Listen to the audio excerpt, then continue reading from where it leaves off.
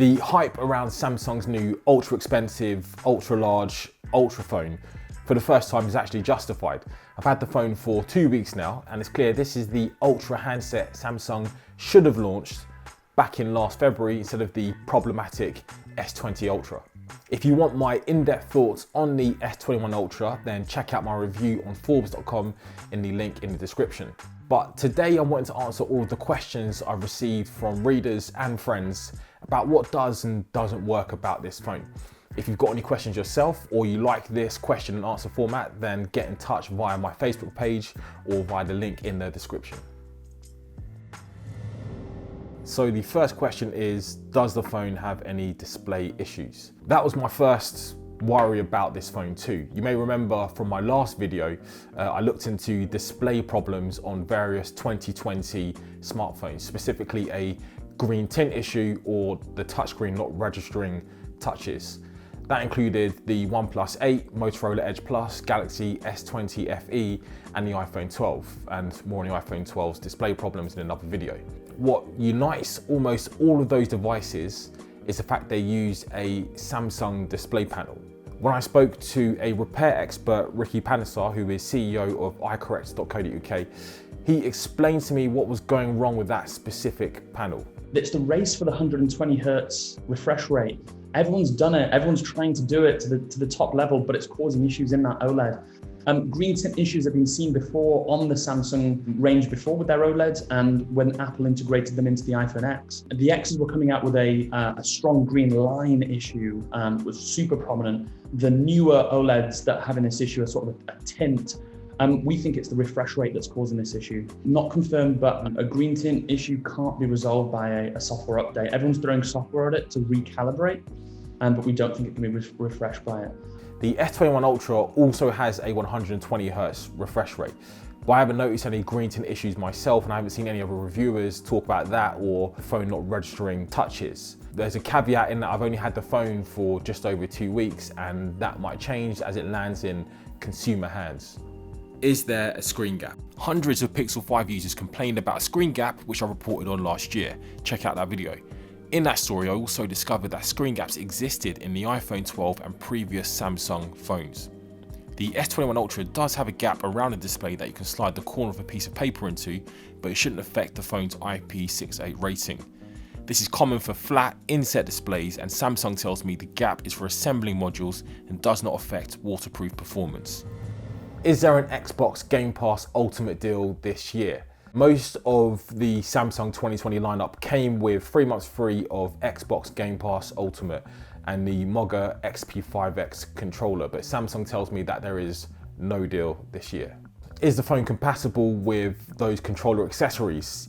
Yes, it works perfectly with my Razer Kishi and the Moga XP5X, as you can see here.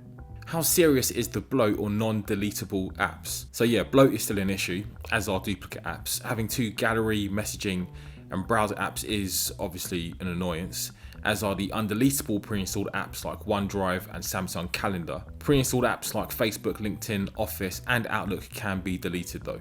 What is the battery life like? This has been a common question from readers. With the adaptive 120Hz display option on, QHD Plus enabled, and anti-malware software constantly running in the background, Samsung's battery data tells me that a full charge lasts for about 1 day and 1 hour, which isn't great.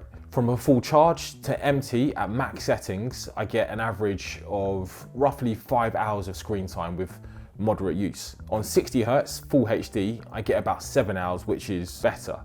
Samsung has a bunch of battery optimization tricks to eke out a few extra minutes here and there, but ultimately it comes down to what display options you choose. What is One UI 3.1 like? So the new user interface is definitely slicker than One UI 3.0. The quick settings white block has been replaced with a translucent background, with the quick access media and devices options much more prominent. What I found interesting is the new slower animation style.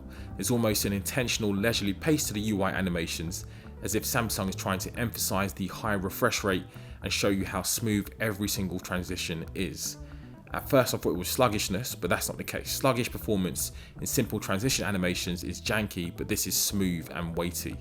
Should I be worried about getting an Exynos unit? Not this time round. Exynos has a sketchy history when it comes to performance, but the new integrated 2100 chip has an ARM core this time around, so that appears to have helped with battery efficiency. Extended gaming sessions and prolonged screen usage on max display settings hasn't yielded any heat distribution problems or janky performance. I've only had the phone for 2 weeks, like I said, so things may appear in the future, but right now it seems to be fine.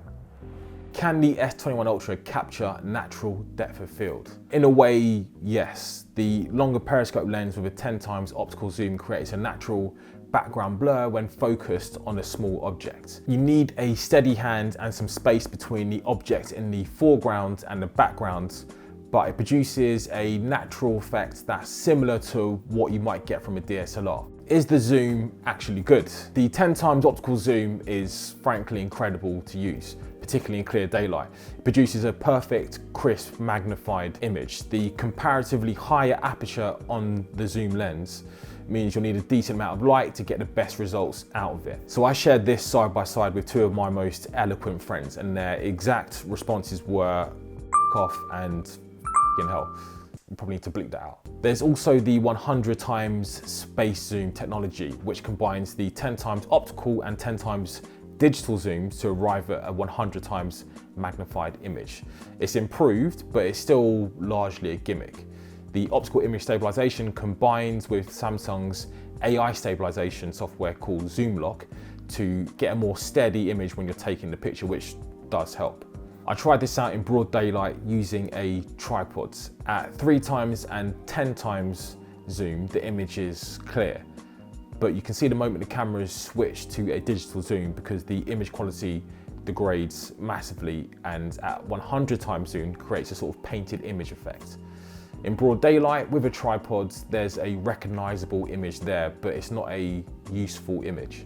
How is the camera in general? There are lots of upgrades across the board in comparison to last year's handset.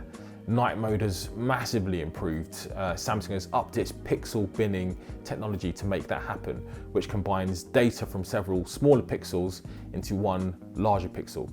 In short, the S21 Ultra captures much more light in darker conditions with reduced noise. They are impressively lit images that in some cases look like it's daytime. Of course, you don't want all of your evening images to look like it's the middle of the day, and they won't depending on what mode you use.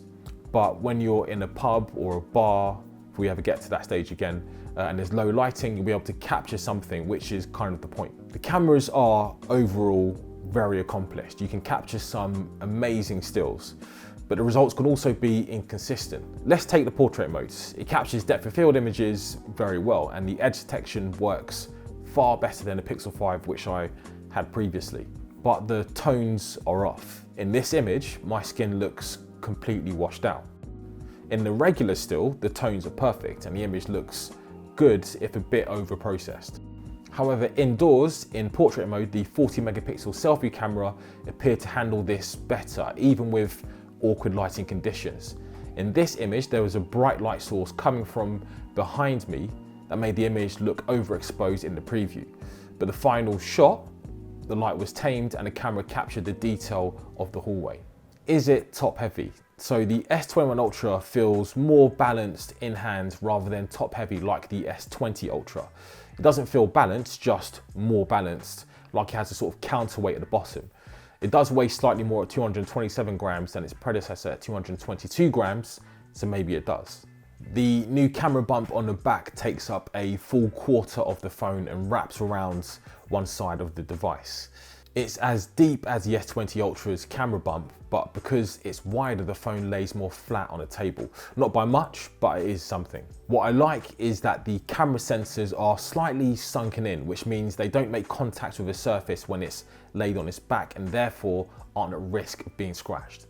With last year's Ultra coming down in price, is that a better value buy? It's an interesting question. My view is this: the S20 isn't a great phone.